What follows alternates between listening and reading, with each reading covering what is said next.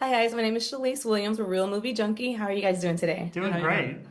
Fantastic. Thank you guys so much for taking time out of your busy schedule to speak with me. This is one of my favorites of the year. Oh, thank you. That's awesome. So Kyle, I'll start with you. This is a little bit long-winded of a question, but I love how the opening scene shows your character Carrie literally getting up and like running away when faced with a conversation he isn't particularly interested in having. Yep. I think a lot of us like actually wish we could do that in our head. We're thinking it, but we don't do it. So I want to ask, with the roller coaster of emotions that he goes through, at what point in the film would you say he was the actually genuinely happiest? Because I was watching the whole thing and I was like, oh, I just want him to be happy. Like he really deserves it. I mean, I genuinely think he's happy at the end of this film. I think part of trying to find happiness means you have to go through some pain in order to really understand, one, what you've earned, and two, what you're striving for. And I think it was just a journey that had to be traveled. You know what I mean? For him to find true happiness, I don't think he was happy at the beginning of the film.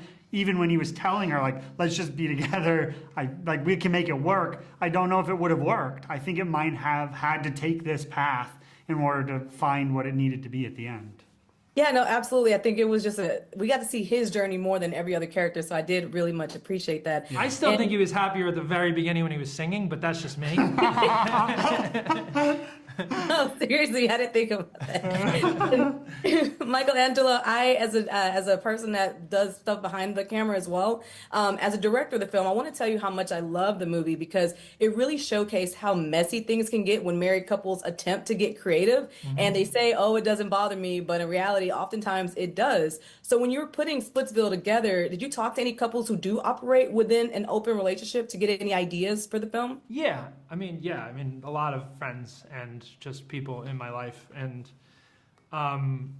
yeah, I think like this all came from, even if it was arm's length, like firsthand experience, it was like it all came and it was inspired by a lot of real life people and characters that we know, and just things that we've observed. And we're going, oh my god, and you're like watching train wrecks unfold in front of you, and just like, all right, here we go. And so that part of it was easy. It was just like, it wasn't transcription, but it was like, take this and then put it in this situation and blow it up. Yeah, no, absolutely. I think that was, I have a lot of people that I want to watch this with, and I want to hear their opinions on it. Yeah. So it's good to know that you did talk to I'm other super people. curious, like how much it triggers like people who are in unhealthy open relationships versus people who are in healthy open relationships. Like I'm fascinated to see what the blowback is, or the positive embracement Feedback, is. yeah. It was very triggering for me to have some people I know that dated like their friends' exes. Yeah, yeah. So that's what I was thinking on this Oh, for sure, yeah. You got to Yeah. tell us how that goes. I want to know. I want to know how that relationship unfolds. And this question is my last question, is for both of you guys. You managed to both like literally pick the two most beautiful, most talented women in the industry right now as actresses, and they have a very peaceful like moments on screen. And a lot of films and TV shows depict like catty women.